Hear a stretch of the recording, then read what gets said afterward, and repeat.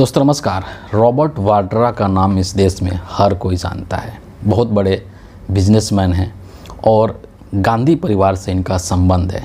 आप सबको ये ज्ञात है कि रॉबर्ट वाड्रा जो है वो प्रियंका गांधी के हस्बैंड हैं, उनके पति हैं, राहुल गांधी के जीजा हैं, सोनिया गांधी जी के दामाद हैं। लेकिन अचानक से अभी भारतीय राजनीति में हालांकि समय समय पर चर्चा होती रहती है और चर्चा बीजेपी के द्वारा की जाती है और इस वक्त में भी रॉबर्ट वाड्रा के ऊपर चर्चा हो रही है और उसका कारण भी बीजेपी है और बीजेपी में ही उसका कारण इस वक्त नरेंद्र मोदी हैं या फिर अमित शाह हैं। लेकिन यहाँ पर नरेंद्र मोदी की वजह से फिर एक बार रॉबर्ट वाड्रा चर्चा में हैं और इस बार रॉबर्ट वाड्रा ने सीधे तौर पर नरेंद्र मोदी को चुनौती दे डाली है। मामला पूरा क्या है? दरअसल मामला पूरा ये है कि जैसा कि आपको पता है कि हरियाणा के अंदर विधानसभा का चुनाव होने वाला है और वहाँ पर भारतीय जनता पार्टी और नरेंद्र मोदी की जो स्थिति है वो बेहद नाजुक है। पार्टी मुसीबत में है, वहाँ पर इज्जत बचाना नरेंद्र मोदी के लिए मुश्किल हो रहा है। और आपको ये भी पता है कि जब नरेंद्र मोदी जब कमज़ोर होते हैं, जब वो राजनीतिक तौर पर अपने विपक्षी पार्टी को जवाब नहीं दे पाते हैं, तो वैसी स्थिति में वो निजी टीका टिप्पणी करने लग जाते हैं। अनर्गल और वाहियात किस्म की बात वो करने लग जाते हैं। हर चुनाव में ऐसा दिखने को मिलता है और पूरे देश के लोग ये सब देखते सुनते आ रहे हैं। अब तो लोग आदी हो चुके हैं इस चीज़ का।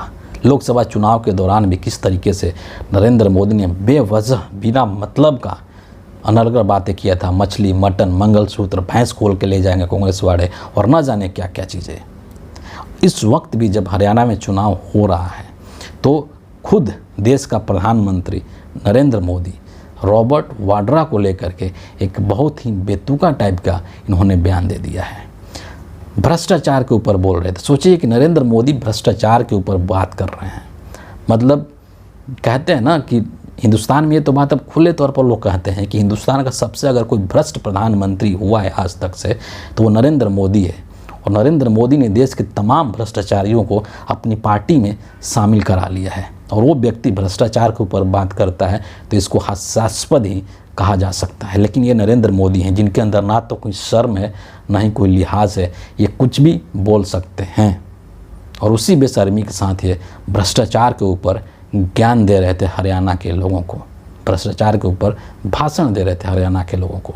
और उसी दौरान नरेंद्र मोदी जी ने यह जिक्र किया कि कांग्रेस पार्टी के लोग हरियाणा को दलालों, शब्द यहाँ पर ध्यान दीजिएगा क्या कह रहे हैं कि कांग्रेस के लोग हरियाणा को दलालों और दामादों को हवाले सौंप दिया है।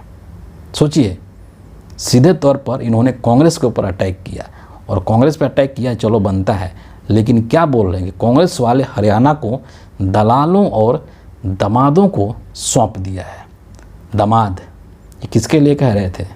ये कह रहे थे रॉबर्ट वाड्रा के लिए। क्यों? क्योंकि रॉबर्ट वाड्रा जो है वो सोनिया गांधी के दामाद हैं।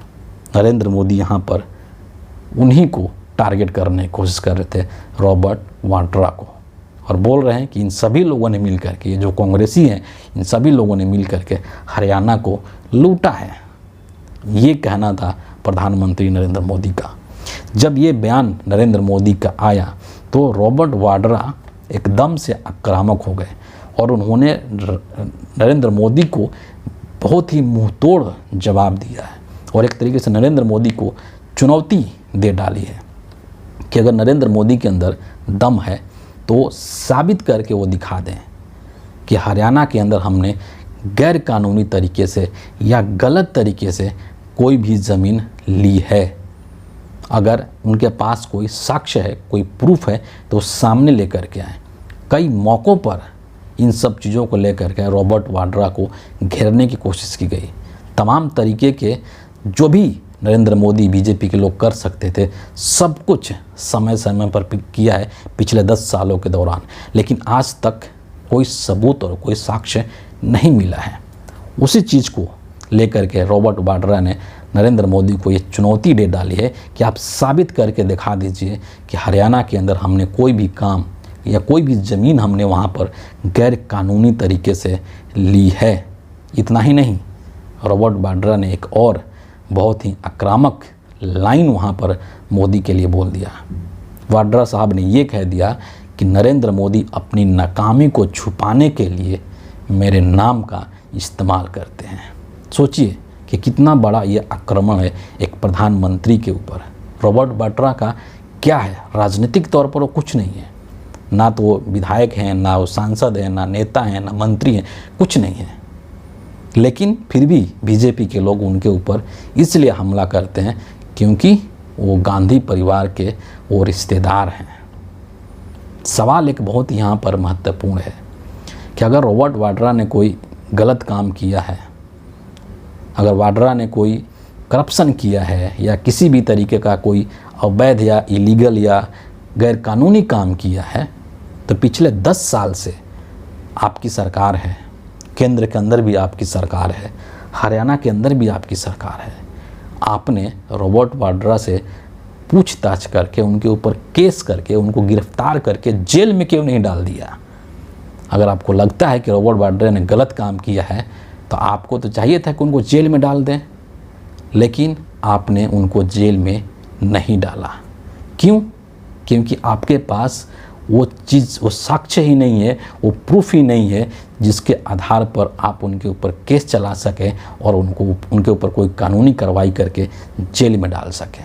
तो सिर्फ राजनीतिक लाभ लेने के लिए और गांधी फैमिली को एक तरीके से डिफेम करने के लिए और लोगों को ये बरगलाने के लिए, ये लोगों को ये गुमराह करने के लिए कि गांधी फैमिली करप्ट है, आप जब भी चुनाव आता है तो इन नामों का इस्तेमाल करते हैं।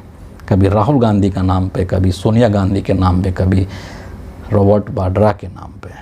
हकीकत ये है कि आपके पास कोई प्रूफ नहीं है कि इन्होंने कोई गलत काम किया है और इसी चीज़ को लेकर के रॉबर्ट वाड्रा ने नरेंद्र मोदी को चुनौती दे डाली कि आप साबित करके दिखा दीजिए।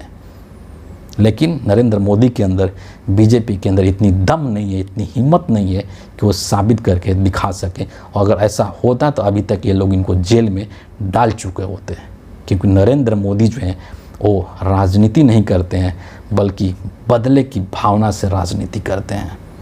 राहुल गांधी को भी इन्होंने खूब परेशान किया था, ईडी के माध्यम से 50-55 घंटे तक पूछताछ करवाया था। एक ठप्पा लगाने की कोशिश करते हैं नरेंद्र मोदी कि कांग्रेस वाले जो हैं वो करप्ट हैं, भ्रष्टाचारी हैं, लेकिन अब ये जो ठप्पा है वो सीधे तौर पर नरेंद्र मोदी के ऊपर जा कर के चिपक चुका है और बीजेपी के ऊपर जा कर के चिपक चुका है।